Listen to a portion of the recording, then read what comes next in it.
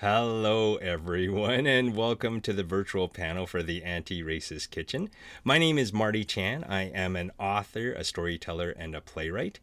Some of you may know my work from CBC Radio with the humor commentary series Dim Sum Diaries. Theater fans may recognize my name from my plays Mom, Dad, I'm Living with a White Girl, or The Bone House. And if you have little ones in your family, they may have come across some of my books, including this one right over here, Final Cut, or my best-selling novel, Haunted Hospital. Now, I am also one of the contributors to the book we're talking about tonight, The Anti-Racist Kitchen. And tonight I have the pleasure and privilege of serving as the host and moderator. We're going to be joined by three incredible panelists who were all involved in the making of that book. Now, this event is made possible because of Orca Book and Audreys bookstore. And I would just take a moment to acknowledge where Audreys is. Audreys is located right here in the city of Edmonton, which is also known as Amisquachie-Wisconsin. That's the Cree name for the city. It means Beaver Hill House. I'd like to take a moment to acknowledge the many Indigenous people who cared for this land on Treaty 6 territory. They include the Nehiyawak, Anishinaabe, Niitsitapi, Métis, Dene, and Nakota Sioux. And in the spirit of reconciliation, I hope we can look back at the past with clear vision and look forward to a path that includes friendship, respect, and peace.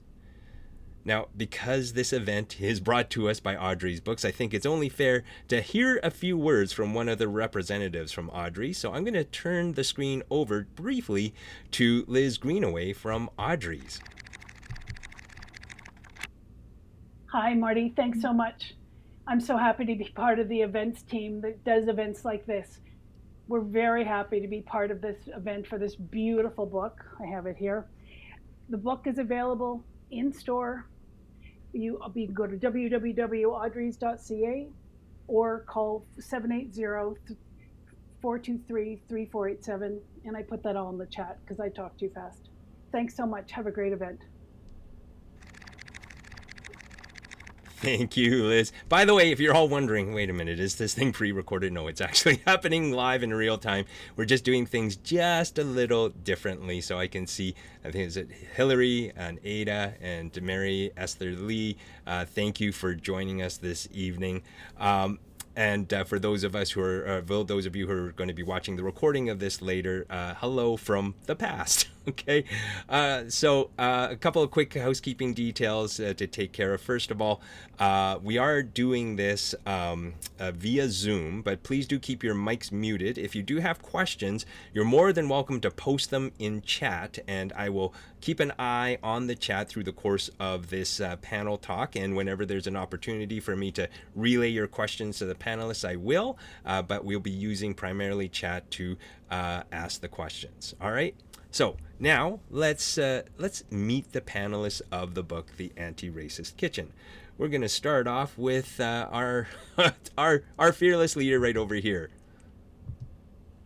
Nadia L. Hohn is an award-winning educator, artivist, and author of several books for children, including A Little Miss Lou and the Malika series. Malika's costume was the 2021 TD Grade 1 book giveaway. Her books Malika Carnival Queen and The Anti-Racist Kitchen, 21 Stories and Recipes, were both released in 2023. Nadia teaches elementary school and writing for children courses in Toronto. Thank you for joining us, Nadia. It's a pleasure to see you. Our second panelist is right over here. Natasha Deen is a Guyanese-Canadian author. Her novels include In the Key of Niragani, which won the Amy Mather Teen Book Award. She's also written Spooky Sloughs, The Ghost Tree, and The Signs and Wonders of Tuna Rashad, which was actually picked as one of the top 100 books for 2022 by the Globe and Mail. Natasha is a Queen Elizabeth II Platinum Jubilee Medal recipient, and when she's not writing, she teaches with the University of Toronto's SCS. And hello, Natasha. Thank you for joining us. All right, rounding out our panel, we have right over here this wonderful author. Rahma Rodaah is an award winning Canadian author passionate about diversity in children's literature and the power of telling your story. She writes stories that feature Black and Muslim characters to promote the representation of these two intersectional identities. She has published two picture books, Mahima's Quest and Little Brother for Sale. Her latest book, Dear Black Child, is an anthem and a celebration of Black joy for young readers.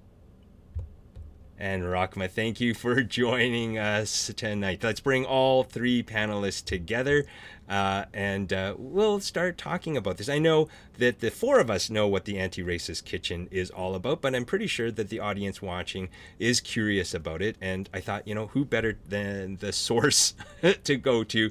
We're going to talk briefly to Nadia L, Hohn, since she is not only the editor of the piece, but she also came up with the idea. And she's the cat wrangler who brought together 21 authors to contribute stories and recipes to the book. So Nadia, I have a question for you, and that question is, how'd you come up with the idea for the Anti-Racist Kitchen? Well, thanks so much. I actually found it a bit easier to wrangle people than to wrangle cats. But it was a labor of love. I've been an author. I've written other books, and I certainly since the time I started writing my books, and then till later on till 2019, um, I had looked around for a book that celebrated the diversity of the children's book authors that I was beginning to see. The growing diversity, growing number of Black, Indigenous, people of color authors in Kidlit in Canada. And I looked for something that would celebrate our work. And when I found that I couldn't find something like that for Canada, I put that into my cap, my my idea chest, I guess. I also love food. I've always wanted to write a cookbook, and I put that into my idea chest. And then 2020 happened. We were at home, many of us, during the pandemic, the lockdown, and a number of events took place in the US, especially in June 2020, with George Floyd and a racial justice movement um, grew from that. So I knew I wanted to put those two ideas together, and once I had these events were happening around me and in the world, I realized that the idea could change, and I started to see something, a book that could come out of those three goals: the food, the celebration of diverse voices, and the racial justice. And the Anti-Racist Kitchen was born. I had the idea, I pitched it to um, two publishers, and one of them was my first choice. I think Orca was the choice because of Orca's background of publishing books, social justice themes books, and books that try to that are different and that could I think this book would have fit. And thankfully, Orca was receptive to my pitch. They were interested in publishing it, and here we are 3 years later, and we have a new book and a wonderful collection, and I'm really happy with it.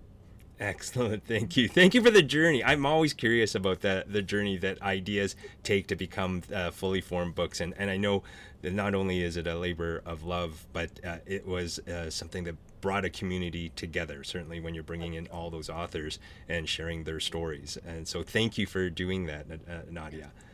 All right, so now us give a little flavor to the book. I know, sorry, bad bad segue from kitchen to flavor, but it is really a flavor because the people who contribute to the book with their stories and recipes sort of make this book come to life for us. So we're going to start off with Natasha, and I'm going to ask you what was the inspiration and actually what was the recipe you chose as well. All right, Natasha, what can you tell us about your story and recipe? Well, I feel like the story and the recipe were sort of made for this book. So for those of you who may not have read my piece yet, My story centers around being bullied right after we had moved to Canada from Guyana.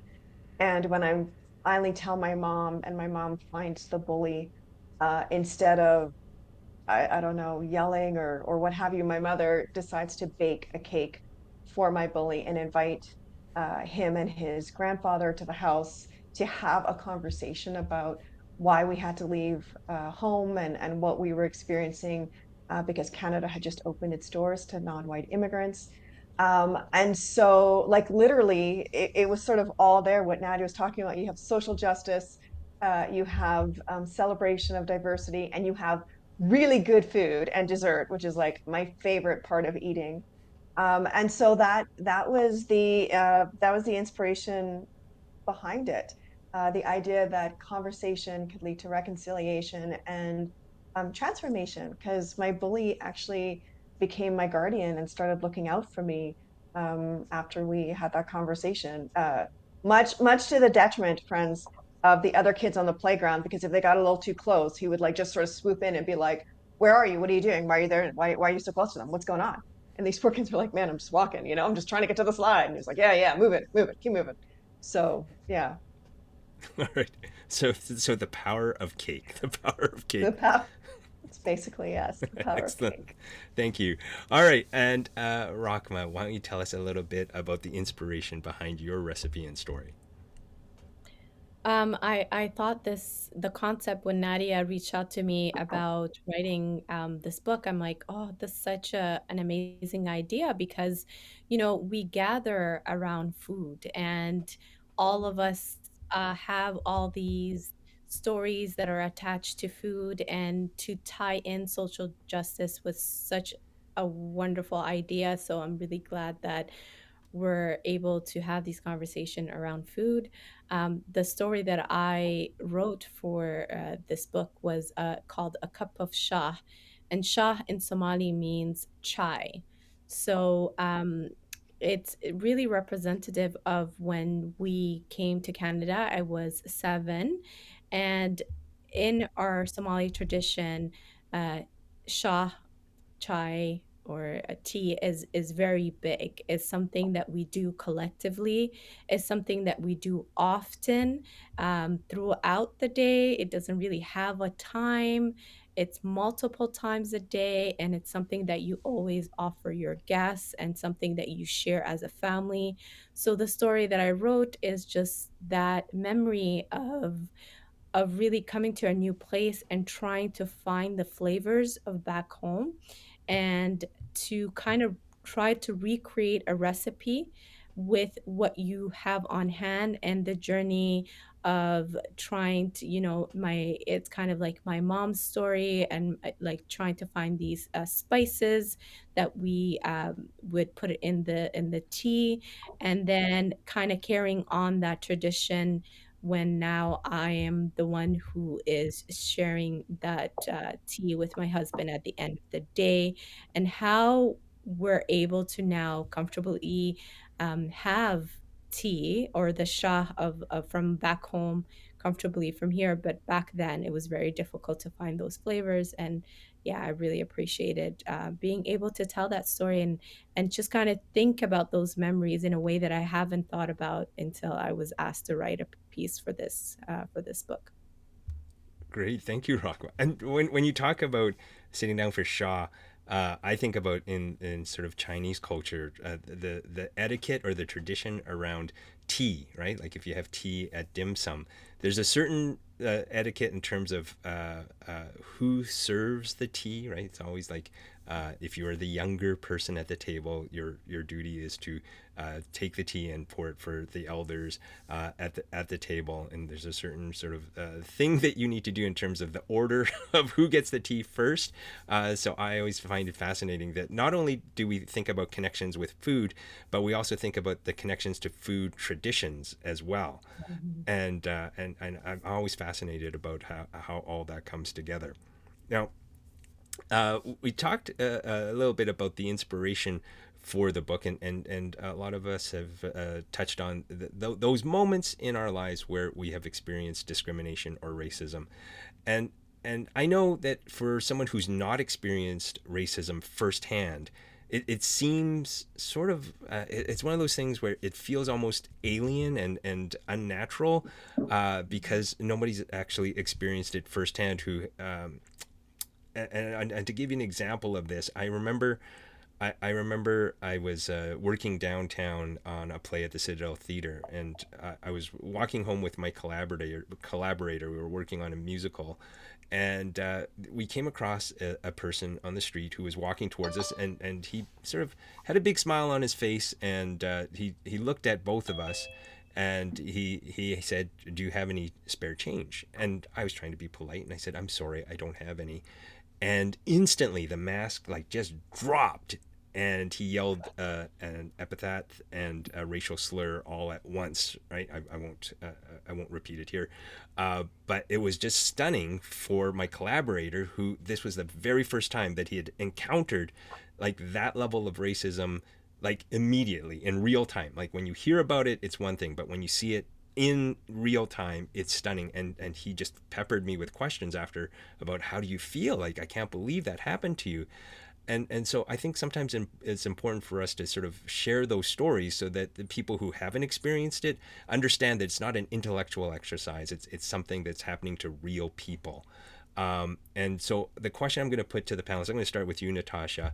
I'm going to ask a memory of discrimination that you've had, and what you did about it then, and what you might have done about it now.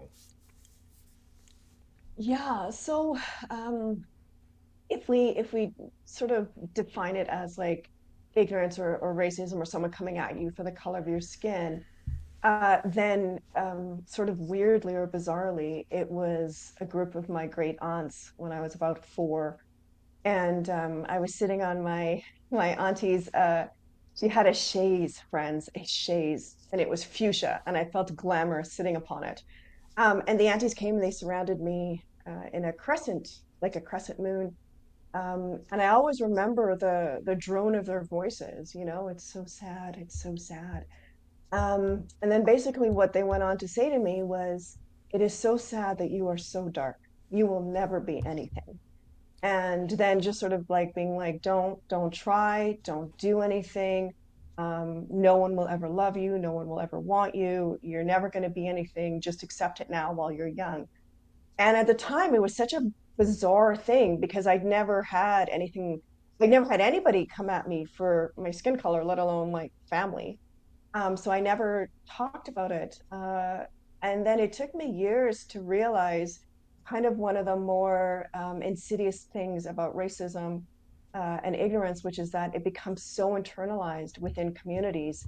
And so this thing that my aunties were saying was not actually an act of violence, but an act of like twisted love, this idea of, we have seen the world out there and you are too dark to survive it.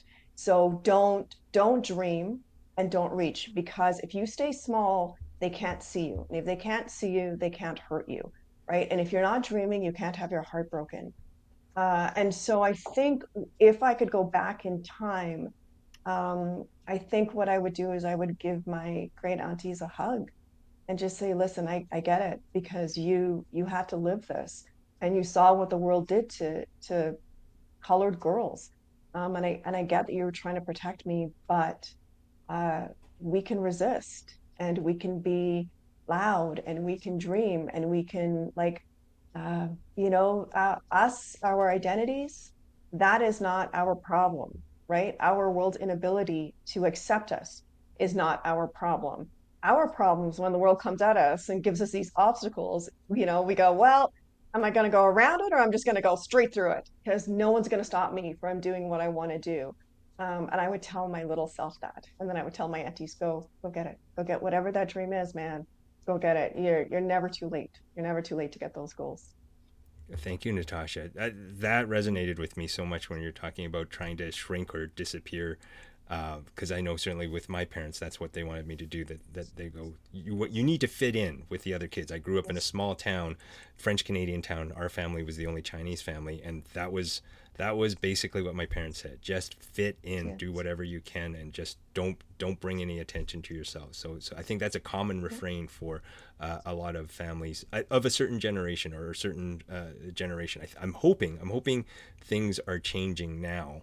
And I'm going to turn things over to Rahma to share with us your experiences and what you would do now or what you did then. Um, it's really interesting, Natasha, that you bring up this color, the concept of colorism. Um, where I come from, we're all Black, and so I came from a place where uh, Somalia is a country where, like, we all speak the same language. We're all dark skin. There's a variation of the skin tone, of course. So there is this concept of colorism within our culture. But I think that calling yourself Black, it takes on a different connotation, something that the word was redefined when I came to Canada. I never saw myself as Black itself, because it was everyone is Black. Everyone is African, so it's not part of the identity that I saw myself embodying. But when we immigrated to Canada, we came to Quebec, and already at that time there was a small rate of immigration. So and there wasn't a big population of Somalis at that time. I was the only Somali Black girl, African, Muslim in my class, in my classroom. I was unable to speak the language, so I experienced a lot of racism, a lot of Islamophobia, a lot of things that were really difficult for me to have language around, because at the time when all of this is happening is you're also trying to define yourself and find your identity in this new place, trying to your sense of self is being morphed at the same time, because I was never the only Black girl anywhere I was before. So to be confronted with that, and to try to make sense of this new place, it was really hard. So I remember a lot of bullying from the classmate, but also a lot of bullying from also the school administrations and things like that, that also didn't understand me because obviously I couldn't speak the language. It was a very hard time, and if I had to kind of go back, or if it was today, obviously I have the language, and I would try to maybe talk about it with my parents to even make them understand of the magnitude of what was going on, so that I could have received a little bit more support in that sense. Unfortunately, I just didn't have the language and didn't even know how to translate some of these words in our native tongue. It was very complex situation, but yeah. Thank you, Rahma. That's a powerful story, and it makes me think about it makes me think about some of the challenges if you are sort of the children of immigrants, if English is not the first language, and you've got that culture shock, but also, like, as a kid, you're experiencing firsthand what's happening in the schools, but you're trying to explain it to your parents. And if you think about the parents would not have experienced this in the way that a child would, and so trying to put it in terms that they could actually understand. I mean, I know I have a language barrier with my parents, and it's, I mean, it's become sort of a functional discussion that we have in the house, where we talk about food and we talk about when I'm in trouble, but to have a more complicated or complex discussion about the racism and discrimination that I experience, it would, like, I didn't have the language skills to get across to my parents, and they didn't have the language skills to understand what was going on. So there is just an incredible number of barriers and challenges that we face when we're dealing with anti-racism initiatives. And I'm going to move over to Nadia to share with us some of your thoughts and what you would do today or what you did then. Thank you so much. This is a really powerful question, and thank you to Natasha and to Rahma. I find that when we share these stories, there's often pain. We're sharing from pain and from hurt.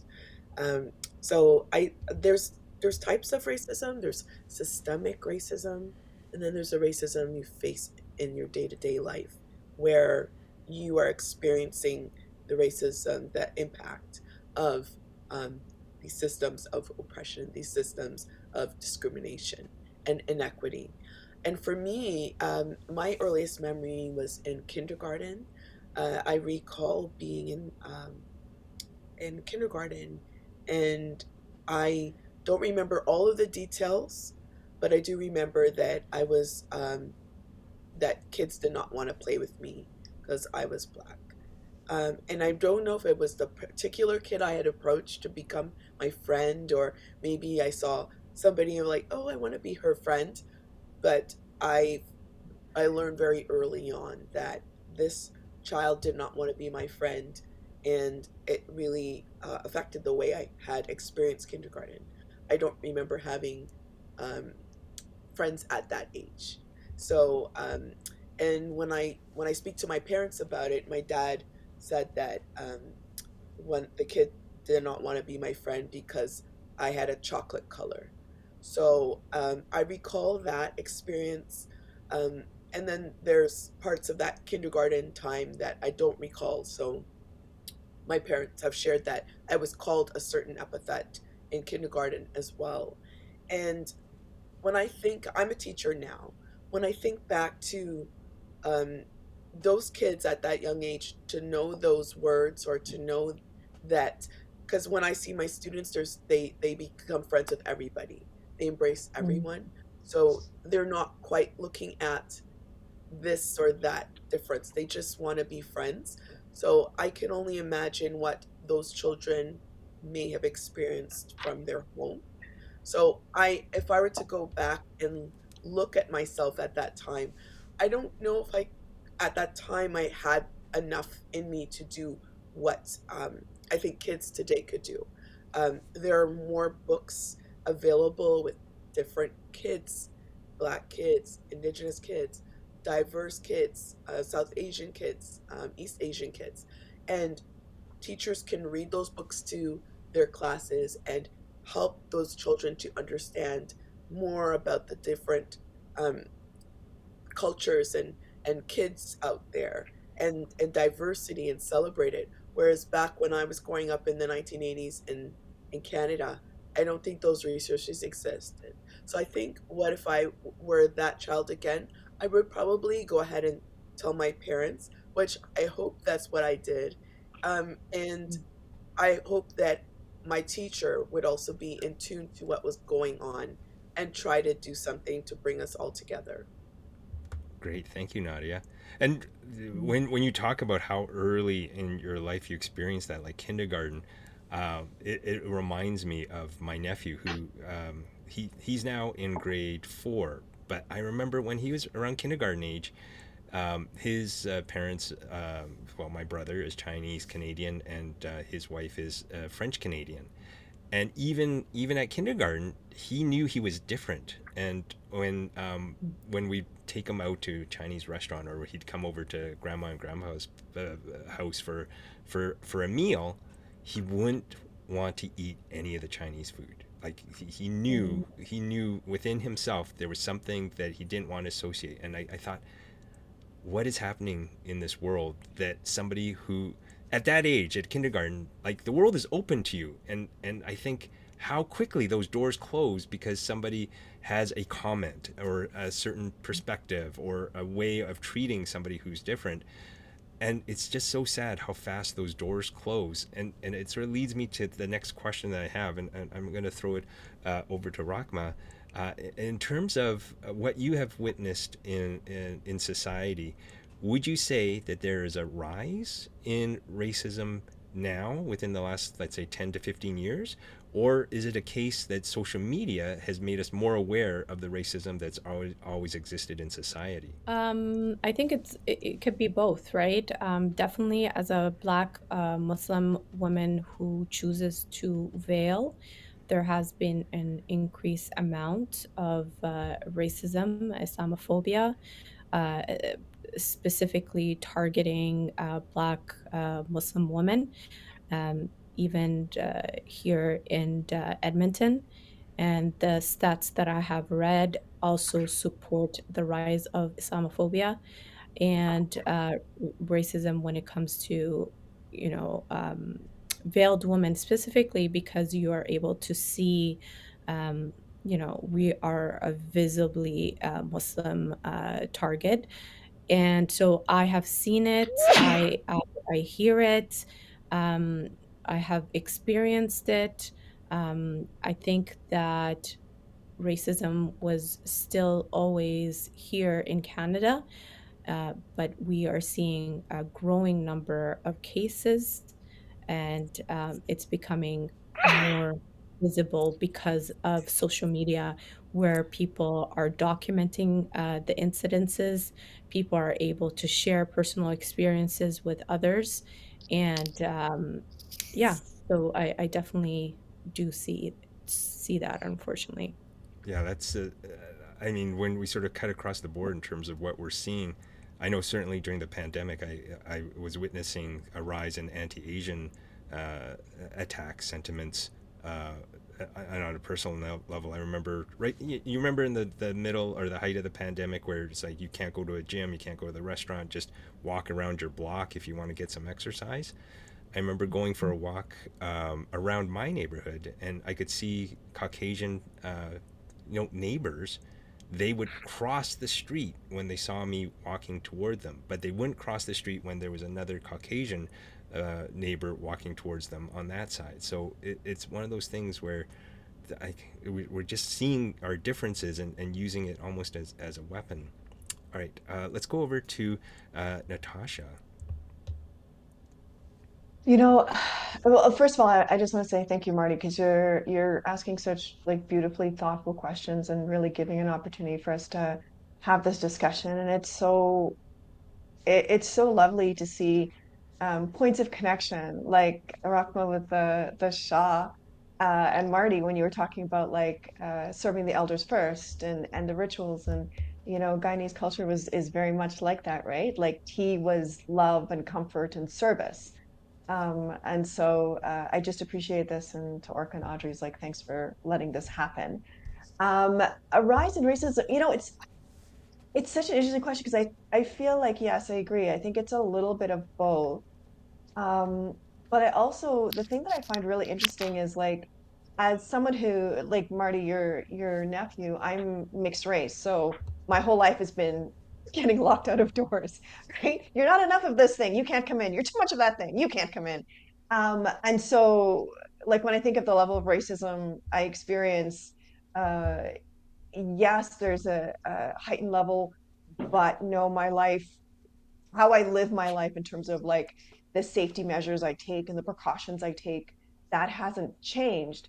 What I find interesting is that in communities who've never really experienced or had to question the idea of racism, and watching sort of like these blinders fall off, where you had all these people going, well, I thought we fixed this, I thought it was over, and this space that's been given for racism to be out in the open and vocal. And I think for us as minorities, and I'm really curious about for the rest of you, like your experiences, it's always been there, right? But they were just really good at not doing it in front of like the white folk. And now what you're seeing is that they're emboldened to do it in front of everyone.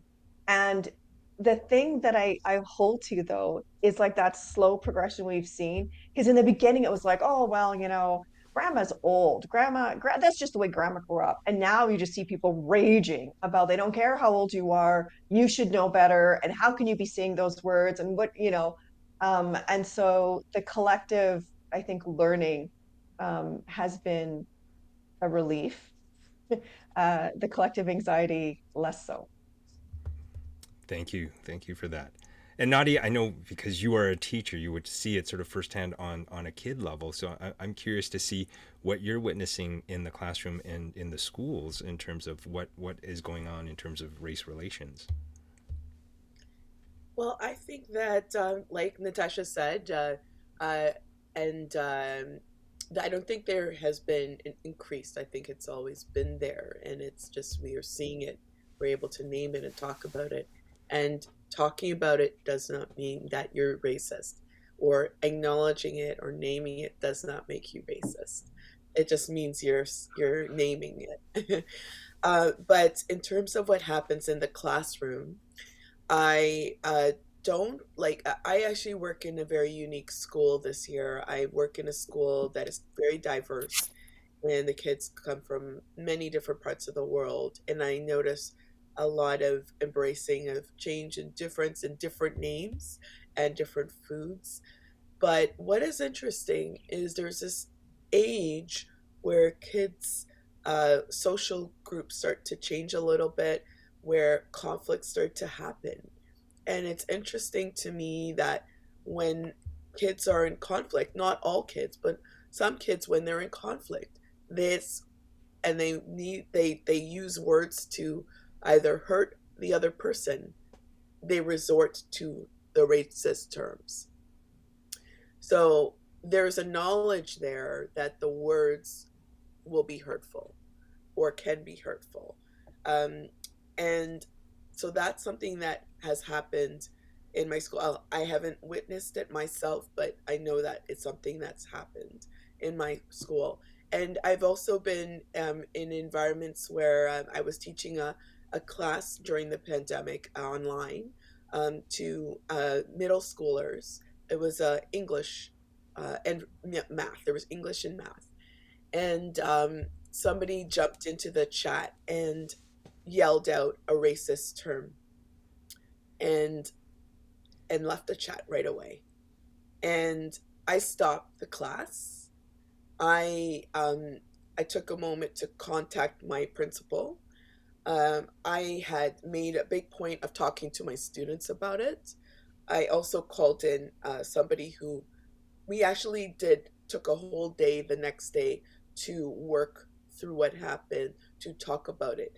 And what was really sad for me as a teacher, and I've been teaching for many years, the student said to me, Miss, I hear that word all the time. I hear that word in the schoolyard. I heard that word in my classroom, and my teacher doesn't do anything, or they do, it's not treated like it's a big deal because I made a big deal of it. So these words still exist. They still hurt. The sentiments, the way they come across, they still exist. And whether they come out when we're fighting with another person, or we're coming out when there's that shock, you want to be shocking, they still exist, they still impact. And that is, those are the words, those are the things we could see when it comes to racism, that they're, in terms of the systems that impact people and communities, that lead to things like dropping out and imprisonment and lack of access to jobs and resources. Those are very big pictures that affect everyone's daily life. And I believe we're working towards improving them, but those iniquities, those things that affect people on their everyday life do still exist. Thank you for that, Nadia. When you talk about like kids using those words as it's almost not a punishment, but just it's we've heard it and we're using it, and that the thing that I get concerned about is it's like a lie, right? The more you repeat a lie, the more people will believe it. And I remember from a personal point of view, my play, Mom, Dad, I'm Living with a White Girl, did a cross country tour. And I remember being in Nanaimo with the play. And I was contacted by a Chinese man who told me that I shouldn't do the play in Nanaimo because he was worried about opening the box. And obviously, there's some racial tensions in Nanaimo because a lot of the Chinese immigrants who came to help build the railroad, they wound up settling in Nanaimo, and it created a lot of racial strife within that town. And I remember trying to calm him down and say, I'm trying to open a discussion about this because we don't talk about this, it will always exist. You can't just pretend it doesn't exist and it'll just go away with the next generation. It'll just be passed down. And case in point, one of my actors was staying at a billet in Nanaimo, and she offered tickets to opening night to her host. And the host was in her 30s, pretty progressive, a music teacher. You'd figure, everything's going to be fine. And the woman said, "Oh, thank you for the tickets. I'm looking forward to seeing the play about the." Sorry, I apologize for using this term, but it characterizes what it was. It said, "I'm looking forward to seeing the play about the Chinaman," which is a racial slur. And my actress who was staying there was completely taken aback, didn't know what was going on. And we all had a discussion about this, and ultimately we decided that the actor had to go confront the woman, not yell at her, but just talk to her and educate her about what exactly that term meant. The woman was mortified because she did not know that it was a racial slur. She just heard it used by her family, her parents, her grandparents, her aunts and uncles, and just assumed it was a term like Englishman or Frenchman, and it just became ingrained in her family. And to me, that's what happens when you don't speak up and you don't have those moments of discussion, right? And when you're talking about the kids saying, the teachers let it go. I mean, that's how insidious it becomes when you have somebody who refuses or ignores the problem. It just allows that thing to take root, and when it takes root, it's so much harder to take it out. And so thank you for sharing your insights into that. Now, I don't want this all to be doom and gloom, so I do want to talk a little bit about the hope that we can come out of this discussion, especially with the book. So I'm going to throw this question to, I'm going to start with, I'm trying to think, I'm trying to be fair with who's first. Natasha, can you tell us what is your hope for people who read The Anti-Racist Kitchen? Uh, well, it's not a hope. Like I know if you read this book, you're gonna find amazingly delicious recipes that will like warm your heart and tummy. I know when you read those stories, you're gonna feel a sense of connection between all of us as human beings in the world that will also, I feel, warm your heart and tummy. So no hopes. Sorry, Marty. Just sure certainties. How about lots and lots of cake? Yeah, I'll take true. lots and lots of cake. All right, and let's go to Rahma. What do you see? What do you see? Hopefully, coming out of people reading The Anti-Racist Kitchen. What I love about the book is that it gives you an easy way to talk about such heavy topics. Last night, I was doing a book reading at a local school here, and I was actually reading Natasha's story because it touched me so much about, I don't know what. As soon as I read that story, A Cake for My Bully, first of all, the title is amazing. And as soon as I read it, I felt so emotional because it's one of those things that also my parents used to do is they would invite other people and just that opportunity for redemption. So what the book does is have this moment of conversation where food is such an international thing where people connect, and it's something that is so beautiful that we can all share, but also have these powerful stories that we can say, hey, um, there's this connection with food. And have you thought about this? Has this happened to you? And at the same time, having these amazing and delicious recipes. So it's an icebreaker.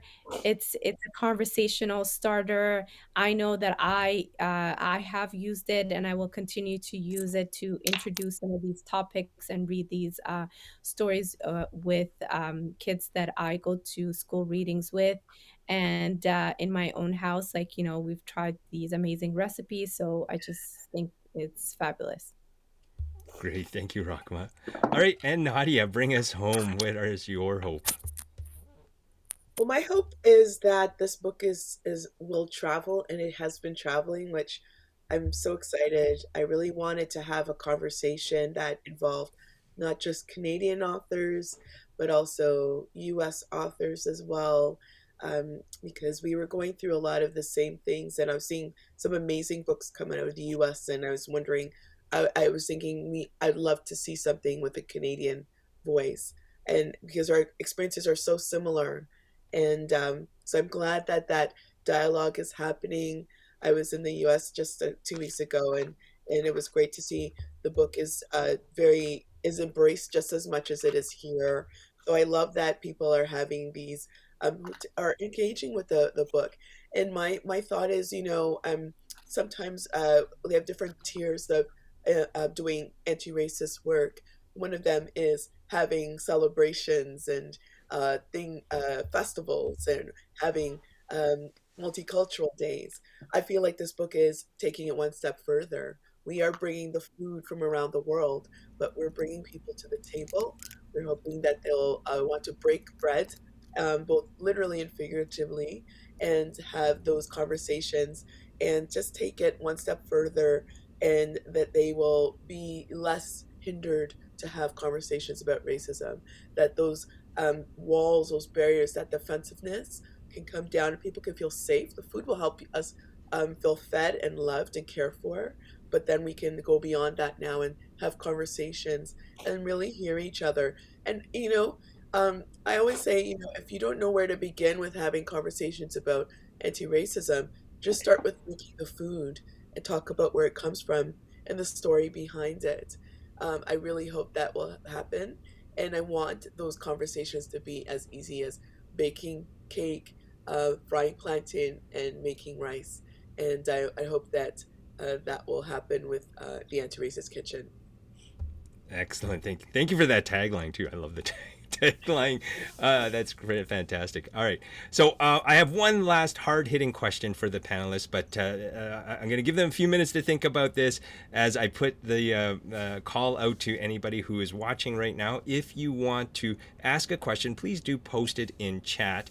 And by the way, if you are like any of us excited about the food that's in the book and you want to check it out, you can actually get it from Audreys. So please do check out the Anti-Racist Kitchen from Audreys. You can go to the website www.audreys.ca, or you can call them and put in your order at 780-423-3487. And if you're not in Edmonton, you can call their 1-800 number, 1-800-661-3649. So please do get a hold of your own copy of the Anti-Racist Kitchen. Okay, so we know about your recipes, your contribution. So I'm curious to hear if there was another recipe in the book that you would like to make or you've already sampled, and could you share with us what your other favorite recipe might be in the book? All right. So I'm gonna go straight to our editor, Nadia. Why don't you tell us what your favorite? Oh, maybe I shouldn't do that. Your favorite? Who's your favorite child, Nadia? My best, like just choosing one of my students out of a whole classroom. So I would, I made, actually, I have made the apple guava cake. That was very tasty. And I actually presented at a school to the staff, and their cafeteria worker actually made a number of the dishes from the book. So I really enjoyed tasting the taquitos de papas. That was so delicious. These deep fried little tacos with potato, and it's just so good. You dip that, that just tastes amazing. So I can't wait to make that myself. But there are some other wonderful recipes in the book. So I had some at the book launch as well, some kimbap and some puff puff as well. It was just so delicious. All right, I actually kimbap is on my top of my list because I've been on a kimchi kick for the last year and a half. So the idea of kimchi with rice and seaweed, I mean, it sounds delicious. So I definitely want to try that one out. All right, Rahma, what was your favorite other recipe in the book? Yes, me and the kids are right now obsessed with the puff puffs. We have a Nigerian nanny who we have a version of it in our culture that we make it, and then so we I was teaching the kids how to make it in our culture in Somali, where the recipe is a little bit different. And then we tried the recipe in the book, and then we were talking about how they make it in Nigeria. So we just had this amazing conversation of how sometimes food could come from different places, and how it could be the same recipe but with different variation. But I'm excited to try more recipes. There's other recipes that I also know that in our culture we make, but just a little different.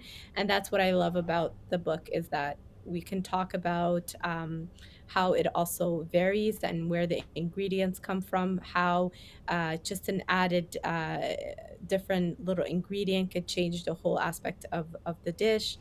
There's just so many ways to use it. So yeah. Oh, excellent. Thank you. And I see a comment coming in from Hillary saying, such an engaging and important conversation. Thank you for a fascinating hour. And now Hillary wants to have puff puffs as well. So we've got some recipe tasters coming up. All right. All right. So we're going to finish out with Natasha, your favorite recipe from the book.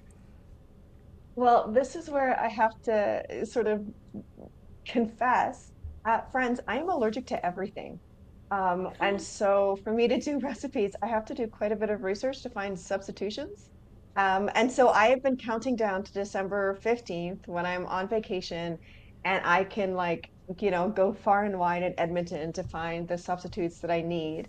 And my plan is to just start on like page one with that recipe and like move all the way through.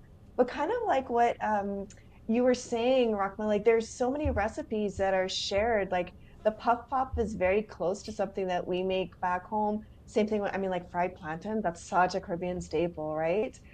So yes, and yeah, Marty, if you know where I can find like gluten-free dumpling wrappings, like hook me up. TNT. Always Hook go me to up. TNT. TNT. All right, thank you so much. This brings us to the close of tonight's virtual panel. If you are watching this live and in real time, please accept our gratitude for joining us this evening.